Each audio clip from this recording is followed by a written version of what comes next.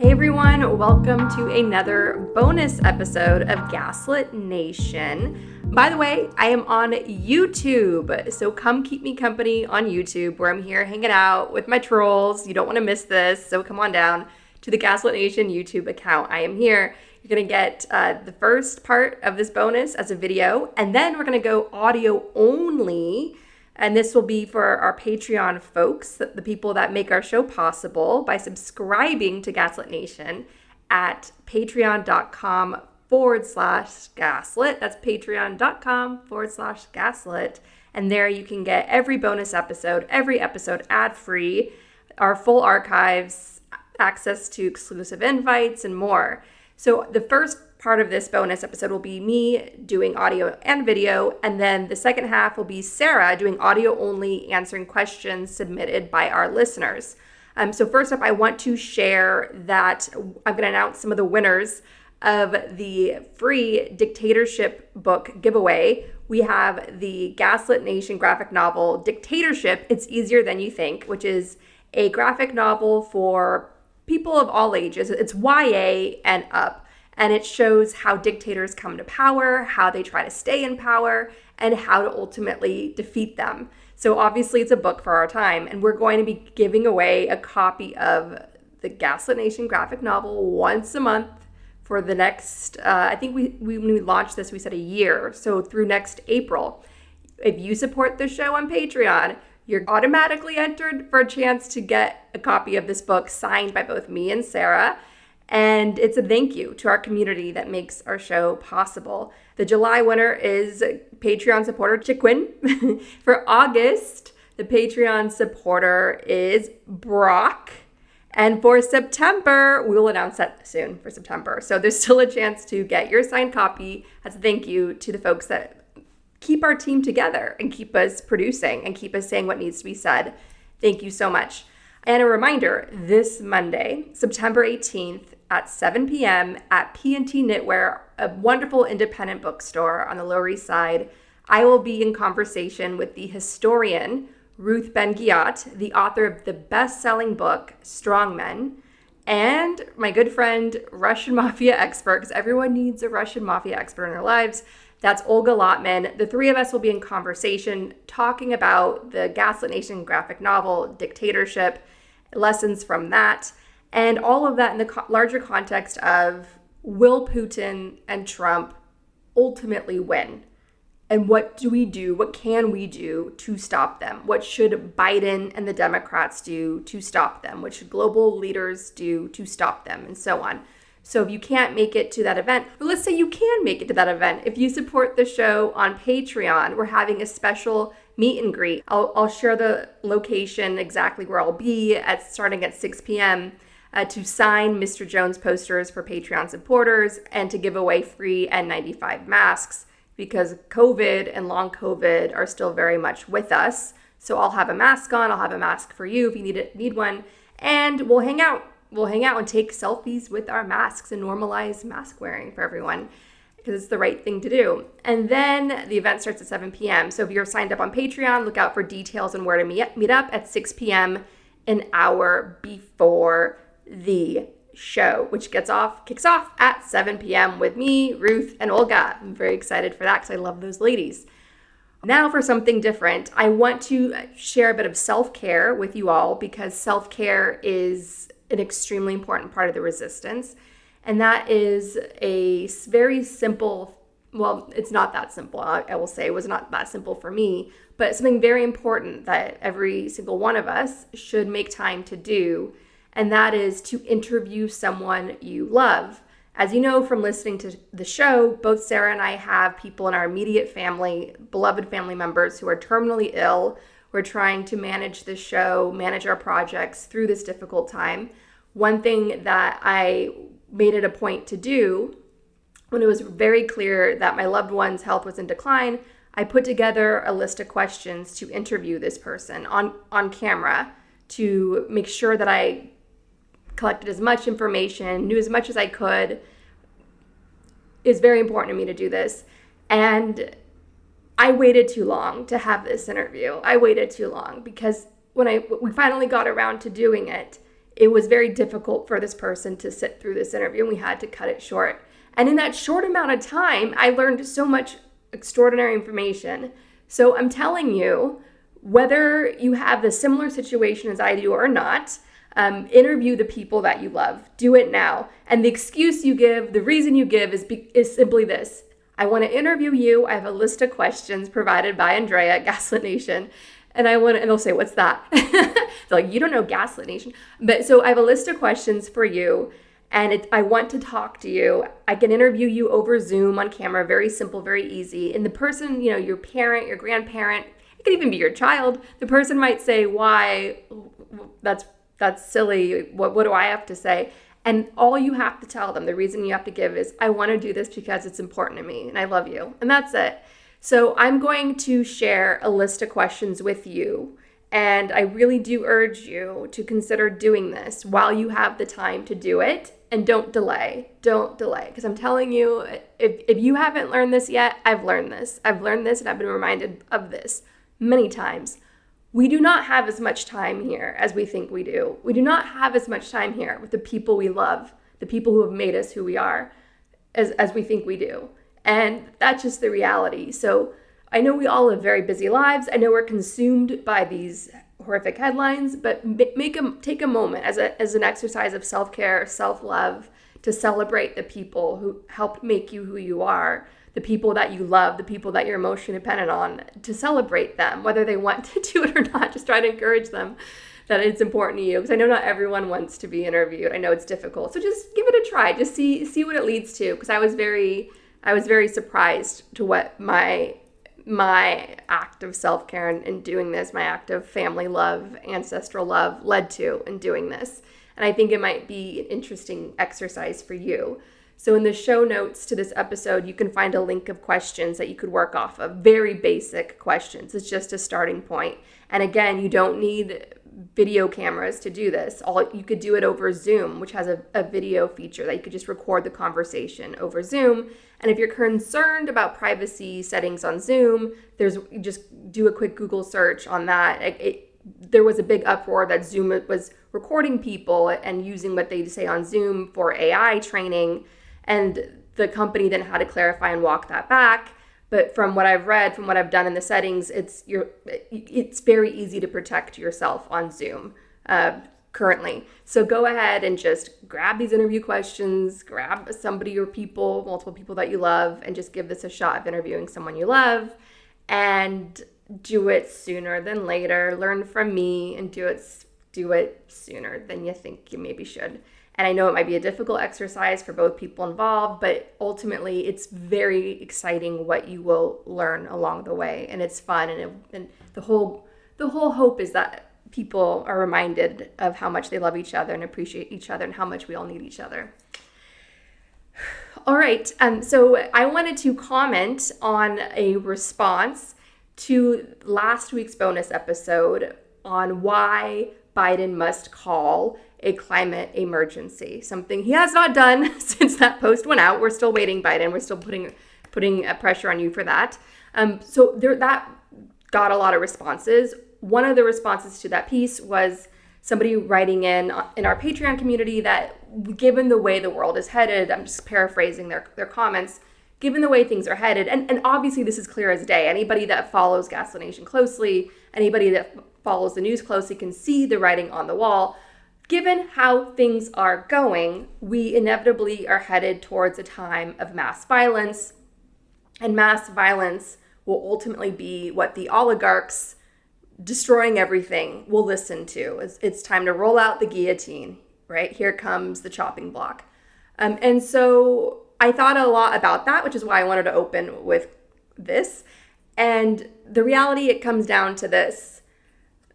Violent revolutions in general, mostly do not succeed. Ukraine's Euromaidan is one of those very rare examples of a revolution that started off as peaceful and then quickly had to turn into self-defense, very well organized, self-reliance, self-defense. Remember, people in Ukraine have required military training. So Ukrainians of all ages, from the teenagers through adulthood, they understood what to do and how to organize themselves when the riot police, the government snipers, were firing and violently attacking protesters.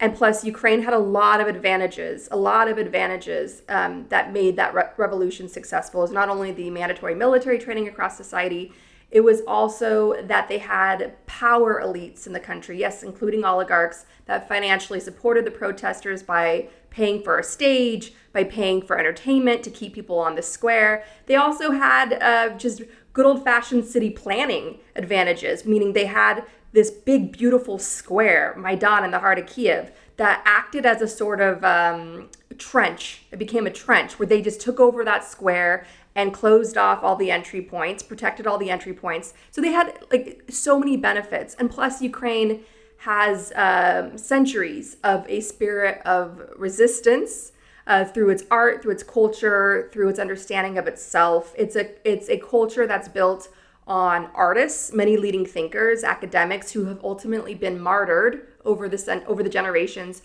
simply for being Ukrainian, for writing and speaking and thinking in Ukrainian and so on. And so Ukrainians very much understood being a colonized people that had to fight for their survival against Kremlin imperialist genocide. They understood that they had to fight. They had no choice but to fight. So the decision making was very quick.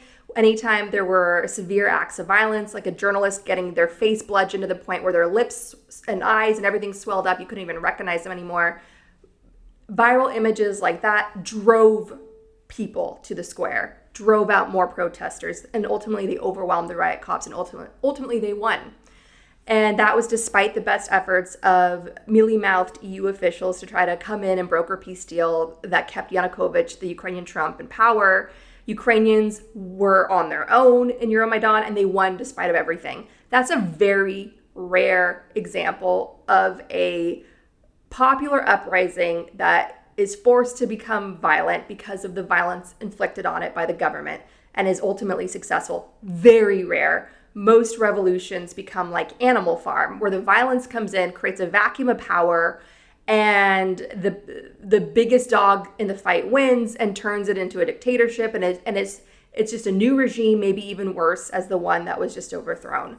So that is why we start the Gaslit Nation Action Guide with MLK's memoir on the Montgomery bus boycott, which is a practical guide. It's a very hold your hand guide on how to do revolution the right way, the non-violent way, the sustainable way.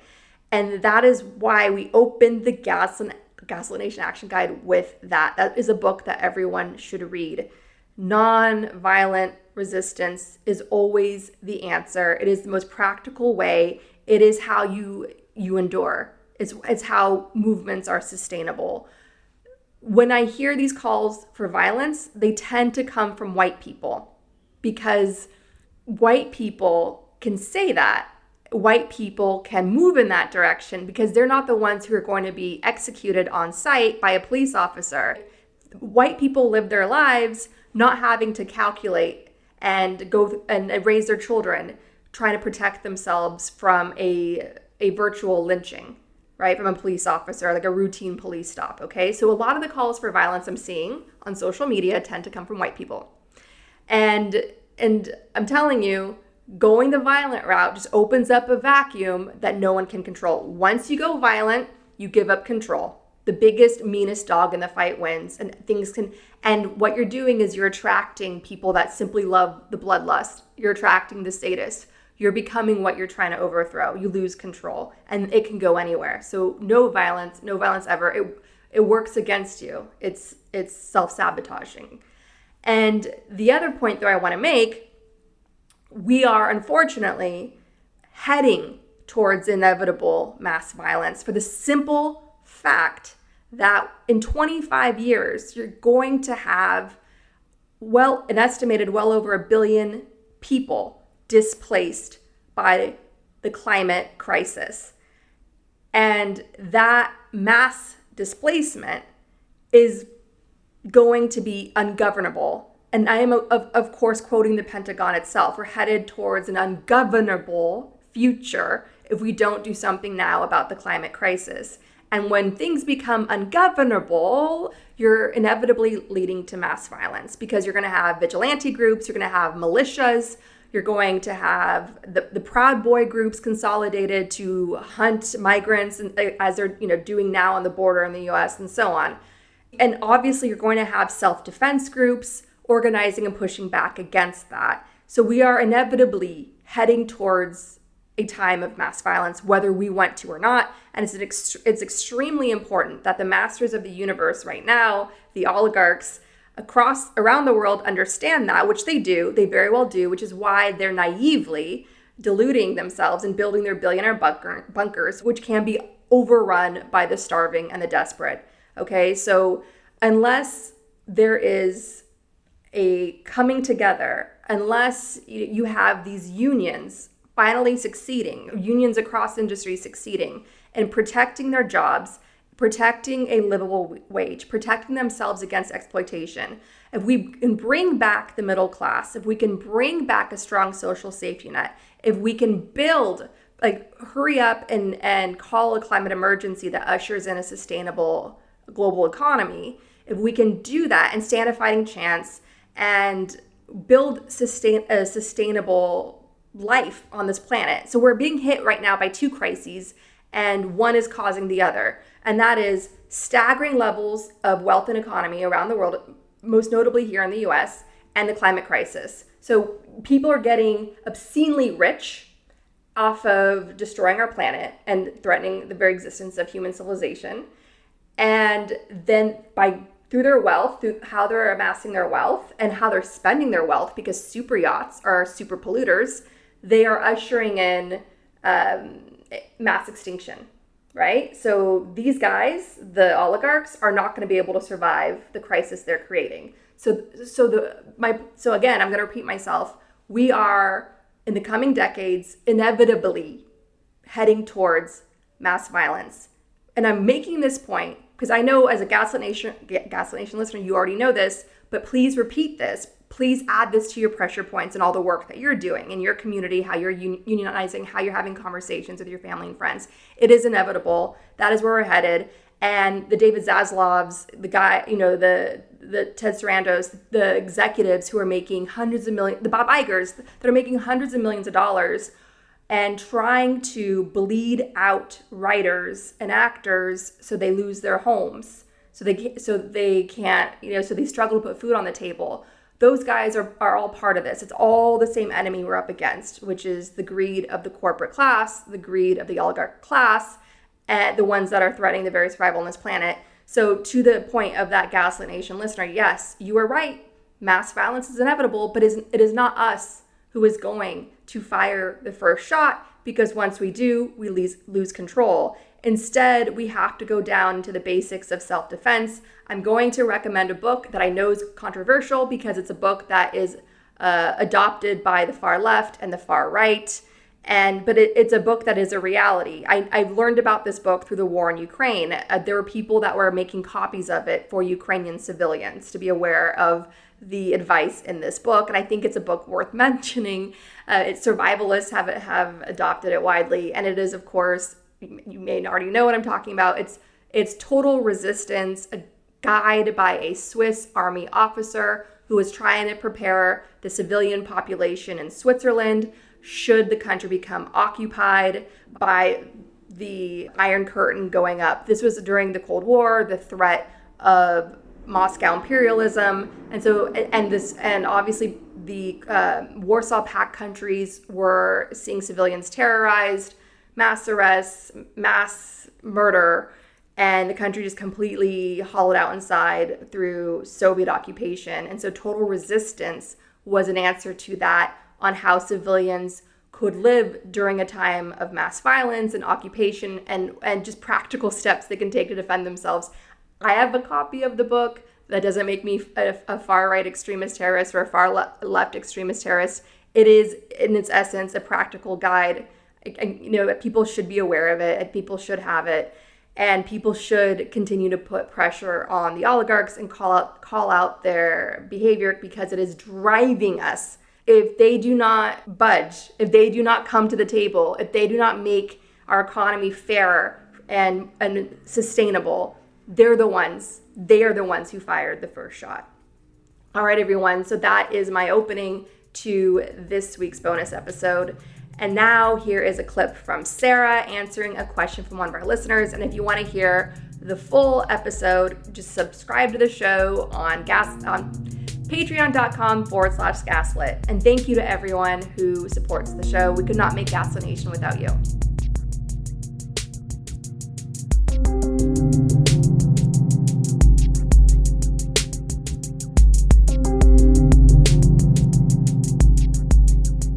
All right. Hello, everybody, and welcome to the Gaslit Nation Patreon bonus special. This is Sarah, and I am back after a couple of months where I wasn't on the show due to a number of deaths and terminal illnesses of people in my life. So not a great summer. I'm happy to be back, though, to answer your questions. However grim those questions may be. And with no further ado, we're going to get through this list. These are questions that have been sent in throughout the summer, so some of them are a little dated, but I think they're still, they shed some light on current events. So let's begin. The first question is from Jennifer, who says, Sarah and Andrea, how do you think global climate change and the global shift toward authoritarianism align, and or how can the future play out? Is there any historical blueprint or precedent that we can look to for what to expect and how to prepare our children? Yes, that's a great question. It's something that we talk about constantly on the show. The climate change features in all of our discussions of authoritarianism because the two are inseparable in terms of humanitarian crises, in terms of abuse of power, and in terms of the motivation of the agenda of this criminal elite, this plutocratic elite, that is not held accountable for their crimes against the public. In terms of historical precedent, we are in a unprecedented era to an extent in that we're seeing the result of the industrial age. We're seeing the results of predictions that were made about 50 years ago by people working for corporations like Exxon, documenting what the effect of fossil fuel consumption on a global scale was going to be on the environment. People have been warned for a very long time. I wrote about that and they knew. I also wrote about how the people warning were labeled as hysterical alarmists. Another thing I wrote about, which I find very disturbing, is that when white settlers, colonizers, came to North America and wiped out Native American tribal civilizations, there was a decrease in the global temperature, by a significant amount. And that fact should chill you. But unfortunately, what we have among this plutocratic genocidal class are people looking at that as a model, as an example, saying, well, if the world is less populated, then that will be the way that we can stop global warming without having to give up our private jets, without the wealthy having to make any kind of sacrifices or corporations having to subtract anything from their bottom line. I think they think that depopulation is one means of dealing with the climate crisis. And that's also why they've allowed COVID to spread. It's why they have put forward policies like herd immunity, which are not real. Like if you get COVID repeatedly, it doesn't make you more immune. It makes you more sick. It hurts your body more and more frequently in the long run.